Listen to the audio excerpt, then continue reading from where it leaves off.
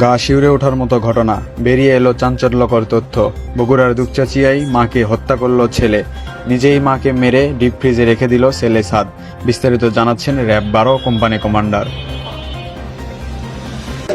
আচ্ছা, আপনারা ইতিমধ্যে জানেন যে গত 10 নভেম্বর 2024 তারিখ রোজ রবিবারে একটি দুপচাচিয়া থানায় একটি ক্লুলেস হত্যাকাণ্ড সংঘটিত হয়, যেখানে গৃহবধূ উম্মে সালমা খাতুন নামে একজন গৃহবধূ নৃশংসভাবে হত্যাকাণ্ডের শিকার হয় এবং তাকে ডিপ ফ্রিজে থেকে তার পরিবার উদ্ধার করে। প্রাথমিকভাবে পরিবারের পক্ষ থেকে জানানো হয় যে এখানে ডাকাতির চেষ্টা করা হয়েছিল। ডাকাতির অংশ হিসেবে গৃহবধূকে বাসায় একা পেয়ে হত্যাকাণ্ড সংঘটিত হয়। পরবর্তীতে এই ঘটনার প্রেক্ষিতে আইন শৃঙ্খলা রক্ষাকারী বাহিনীরা তদন্তে নামে মাঠে। এরই অংশ হিসেবে আমরা গতকালকে বিকাল থেকে এটার পূর্ণ তদন্তে আমরা নামি এবং তদন্ত করে আমরা দেখতে পাই যে আমরা আসলে তদন্ত করে আমরা দেখি যে যখন আমরা ন্যারো ডাউন করে আসি, দেখি যে সিসিটিভি ফুটেজ পর্যালোচনা করে দেখা যায় যে ঘরের ভিতরে বাইরে থেকে বহিরাগত কেউ ঢুকেনি। তখন আমাদের সন্দেহ কেন্দ্রীভূত হয় পরিবারের সদস্যদের প্রতি, এবং ঘরের ঢোকার যে প্রবেশ পথ বা দরজা ছিল, ওই ফ্ল্যাটের দরজা অক্ষত থাকে, কিন্তু বাড়ির ভিতরে গৃহবধূ হত্যাকাণ্ডের শিকার হয়েছে এবং বাড়ির আলমারিতে কিছু আঘাতের চিহ্ন আছে বা ভাঙচুরের কিছু ঘটনা আছে। এর প্রেক্ষিতে এটা প্রতীয়মান হয় যে ঘরে এমন কেউ ঢুকেছে যার কাছে ঘরে ঢোকার চাবি আছে।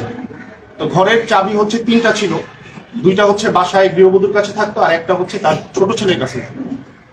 এবং আমরা টেকনোলজি পর্যালোচনা করে দেখে আমরা দেখেছি ওই সময়ে সেখানে গৃহবধূ অবস্থান করছিল বাসায় এবং তার ছোট ছেলে সাদ বিন আজিজুর সেখানে ছিল। এবং তাদের বক্তব্য থেকে এটাও স্পষ্ট হয় যে আজিজা বা সাদ মানে ছোট ছেলে যে সাদ, সেই প্রথম আইডেন্টিফাই করে বাসায় ঢুকে যে তার মাকে পাওয়া যাচ্ছে না, এবং সেই আত্মীয় স্বজনকে জানায় যে তার মাকে খুঁজে পাওয়া যাচ্ছে না। তার প্রেক্ষিতে তার বাবা আসে, তারপরে আজিজুর রহমান, তারপর তার মামারা আসে, এসে খুব ব্যাপক খোঁজাখুঁজি শুরু করে। পরবর্তীতে আবার এই ছোট ছেলে সাদ, সে ডিপ ফ্রিজের ভিতর থেকে তার মাকে খুঁজে পায় এবং সবাইকে জানায় যে এই জায়গায় আছে। এর প্রেক্ষিতে আমরা ন্যারো ডাউন করে যে সাদের উপরে আমাদের একদম এইভাবে আমরা সাদের উপরে চলে আসি টেকনোলজি প্লাস লজিক্যাল ডিডাকশনের মাধ্যমে। এখন এরপরে আমরা গতকালকে রাতে সাদ, তার বাবা আজিজুর রহমান এবং একজন জনৈক ভদ্রলোক জুয়েল রানা প্রামাণিক, এই 3 জনকে আমরা জিজ্ঞাসাবাদের জন্য নিয়ে আসি। এবং জিজ্ঞাসাবাদ শেষে পর্যাপ্ত জিজ্ঞাসাবাদ শেষে সাদ স্বীকার করে যে সে তার মাকে হত্যা করে। হত্যাকাণ্ডের কারণ হিসেবে সে বলে তার একটি প্রেম গঠিত সম্পর্ক ছিল এবং তার যেই উঠতি বয়স, তার কিছু হাত খরচের বিষয় ছিল। এবং আমরা টেকনোলজির মাধ্যমেও কিছু জানতে পেরেছি তার কিছু ট্রানজেকশনের বিষয় ছিল, টাকা পয়সা লেনদেন ছিল। আমরা ধারণা করতেছি এটা হয়তো অনলাইন টুকটাক জোয়া খেলতে পারে। যাই হোক, তার টাকার একটা ডিমান্ড ছিল, সেই হিসেবে সে 500 বা 1000 টাকা প্রায় তার বাবার কাছ থেকে টাকা সে নিয়ে নিত আর কি, না বলে। এখন এইটা তার মার কাছে বেশ কয়েকবার ধরাও খেয়েছে এবং এটা নিয়ে তাদের ভিতরে বেশ বাকবিতণ্ডা, ঝগড়া এগুলো হয়েছে। এগুলোর প্রেক্ষিতে তার মার সাথে তার একটা ক্ষোভ ছিল মার উপরে। এবং ঘটনার দিন 10 তারিখ সকালবেলা সকালে এটা নিয়ে তাদের বাকবিতণ্ডা হয়।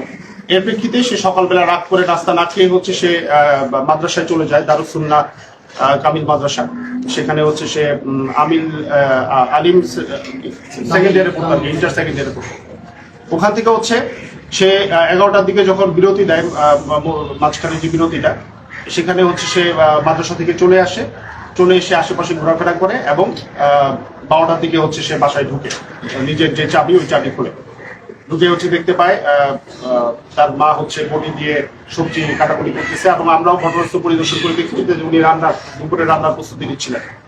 তো তখন সে ঢুকে তার মাকে পিছন থেকে জাপটে ধরে নাক এবং মুখ চেপে ধরে। এর ফলে শ্বাসরোধে ভদ্রমহিলা মারা যান। এবং এই ভদ্রমহিলা মারা যাওয়ার প্রেক্ষিতে যখন ধস্তাধস্তি হয়, তখন এই বটিতে আঙুলের তর্জনী লেগে হচ্ছে বেশ কিছুটা কেটে যায়। এটাও ভদ্রমহিলার শরীরে বা ভিক্টিমের শরীরে হচ্ছে এই আঘাতের চিহ্ন আছে, এছাড়া আর কোনো আঘাতের চিহ্ন ছিল না। তারপরে সে হচ্ছে এটা হাত পা বেঁধে, ওড়না দিয়ে হাত পা বেঁধে হচ্ছে ডিপ ফ্রিজের ভিতরে লুকিয়ে রাখে। তখন সে কি কর্তব্য বিমূঢ় হয়ে যায় যে আমি এখন কি করব। তখন হচ্ছে সে আবার বাসা থেকে বেরিয়ে যায়, আবার হচ্ছে সে ঢুকার নাটক করে, সুন্দর করে ঢুকে। ও না, এই মারার পরে হচ্ছে সে এটাকে ডিপ ফ্রিজে ঢুকানোর পরে হচ্ছে বাসায় যে কুড়াল আছে, কুড়াল দিয়ে হচ্ছে সে আলমারিতে বেশ কয়েকটা ভাঙচুর করে। এই করে হচ্ছে তারপরে সে বের হয়ে যায়। বের হয়ে যাওয়ার পরে হচ্ছে সে আবার বাসায় ঢুকে হচ্ছে তার মাকে খুঁজে পাওয়া যাচ্ছে না, এবং তারপরে হচ্ছে সেই যে নাটকটা আর কি, যে আত্মীয় স্বজনকে কল দিয়ে যে আমার মাকে খুঁজে পাওয়া যাচ্ছে না, বাসায় এরকম ভাঙচুর হয়েছে, এখানে ডাকাতি হয়েছে বা ডাকাতি প্রচেষ্টা হয়েছে, এই পুরো নাটকটা হচ্ছে সে সাজায়। কিন্তু এই হচ্ছে তার ব্যাখ্যা। এখন তার বিরুদ্ধে কি ব্যবস্থা নেওয়া হচ্ছে? এখন তার বিরুদ্ধে মামলা প্রক্রিয়াধীন আছে। বাদী তার ফ্যামিলির মধ্য থেকেই হয়তো কেউ হবে, অথবা যদি কেউ না হয় তাহলে পুলিশ বাদী মামলা করবে।